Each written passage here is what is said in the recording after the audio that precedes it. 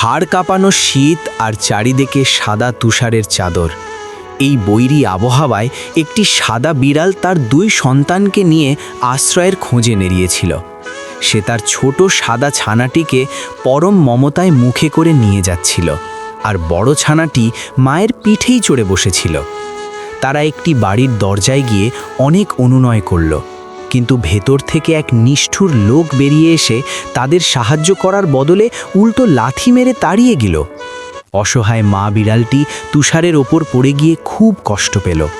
সে আর বেশি দূর হাঁটতে পারল না, ক্লান্ত হয়ে রাস্তার ধারেই শুয়ে পড়ল। নিজের শরীরের উষ্ণতা দিয়ে সে তার ছানা দুটিকে বাঁচিয়ে রাখার শেষ চেষ্টা করতে লাগল। কিছুক্ষণ পর রাস্তা দিয়ে একটি গাড়ি যাচ্ছিল। গাড়ির মালকিন, এক দয়ালু তরুণী, রাস্তার মাঝখানে ছোট বিড়ালটিকে একা হাঁটতে দেখে গাড়ি থামান। তিনি কাছে গিয়ে দেখেন মা বিড়ালটি বরফের নিচে প্রায় জমে গেছে। তিনি তৎক্ষণাৎ তাদের উদ্ধার করে গাড়িতে তুলে নেন এবং নিজের কোটের ভেতরে নিয়ে তাদের শরীর গরম করার চেষ্টা করেন। অবশেষে মা বিড়াল ও তার ছানারা একটি নিরাপদ এবং উষ্ণ বাড়ি খুঁজে পেল। আজ তারা তুষার ঝড়ের ভয় থেকে মুক্ত এক দয়ালু মানুষের যত্নে পরম সুখে ঘুমাচ্ছে। মনে রাখবেন, পৃথিবীর সব প্রাণীরই অনুভূতি আছে। প্রাণীদের প্রতি সদয় হওয়া আমাদের সবার দায়িত্ব।